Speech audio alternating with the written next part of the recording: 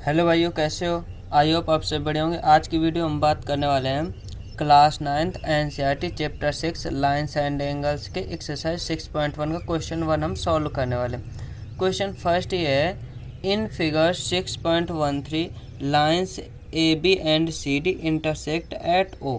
मतलब क्या है, ये जो फिगर दिख रहा है इसमें लाइन ये ए बी और ये सी डी कहाँ पर इंटरसेक्ट करें? ओ पर इंटरसेक्ट करें। फिर आगे क्या गिवन है, if A O C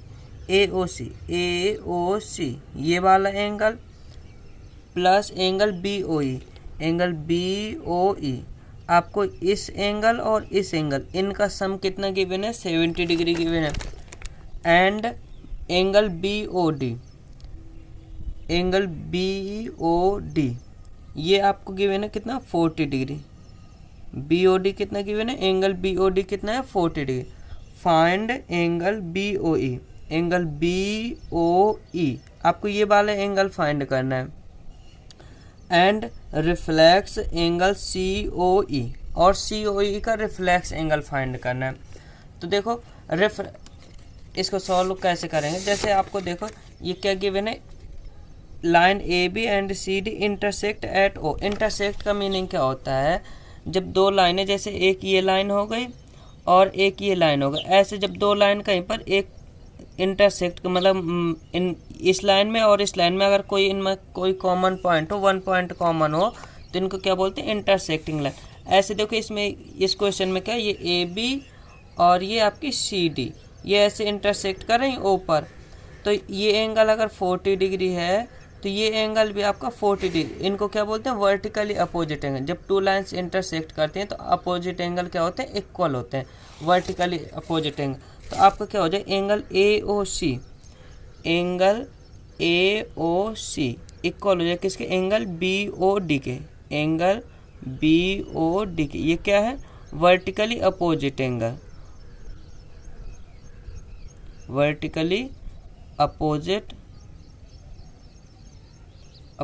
angle ये क्या है? Vertically opposite angle. अब देखो क्वेश्चन में क्या गिवन है, angle A O C plus B O E is equal to 70 degree. ये आप राइट करो, angle A O C plus angle B O E is equal to क्या है? 70 डिग्री। अब देखो एंगल ए बी, ये देखो आप इधर से, तो एंगल ए ओ सी ये बी ओ डी की वैल्यू हम 40 डिग्री पुट कर देंगे। ये क्वेश्चन में गिवन है, ये बी ओ डी कितना है? 40 डिग्री। तो इसकी वैल्यू 40 डिग्री आप पुट कर दोगे तो ए ओ सी आपका क्या आ गया? 40 डिग्री।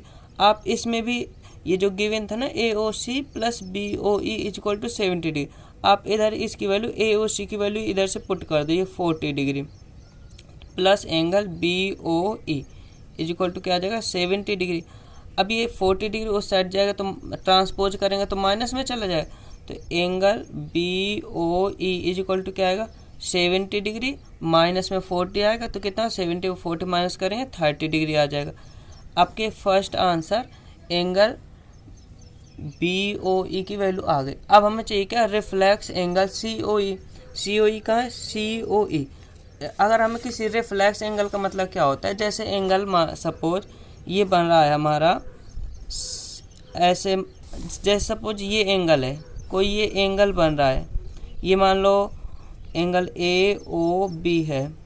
अगर हमें इसका रिफ्लेक्स एंगल चाहिए, तो हमें किसी का रिफ्लेक्स का मतलब होता है ये जैसे ए ओ बी ये है, इसको हटा के ये पूरा एंगल कितना होता है? 360 में इतना हम माइनस कर दें तो ये जो बचा ये इतना बाहर का ये है हमारा रिफ्लेक्स एंगल। तो इसको निकालने के लिए हम क्या करेंगे, जैसे हमें पूरा होता है 360, हम इतना चाहिए तो हम क्या करें? 360 में से इतना माइनस कर दें ये वाला, तो हमारा ये बाहर वाला आ जाएगा। तो हमें किसी का भी रिफ्लेक्स चाहिए होगा, रिफ्लेक्स जैसे हमें चाहिए बी ओ ई का चाहिए, रिफ्लेक्स सी ओ ई का हमें रिफ्लेक्स चाहिए angle, reflex angle C O E. तो हम क्या करेंगे? 360 में से हम क्या कर देंगे? इसी एंगल सी ओ ई को ही माइनस कर देंगे तो हमारा रिफ्लेक्स एंगल आ जाएगा। तो हमें सी ओ ई माइनस कब करेंगे? जब हम सी ओ ई फाइंड होगा, तो हमें जब सी ओ ई ज्ञात होगा तो हम सबसे पहले क्या करें? सी ओ ई को फाइंड करें। सी ओ ई को फाइंड करने के लिए हम क्या करेंगे? अब आप इस स्ट्रेट लाइन को देखो, ए ओ बी ये क्या है? Straight line. एक अगर कोई स्ट्रेट लाइन है उसके एक साइड के स्ट्रेट लाइन के एक साइड के एंगल का सम क्या होता है 180 डिग्री होता है। इसके चाहे आप ऊपर का सम देखो या नीचे का सम देखो तो 180 होगा।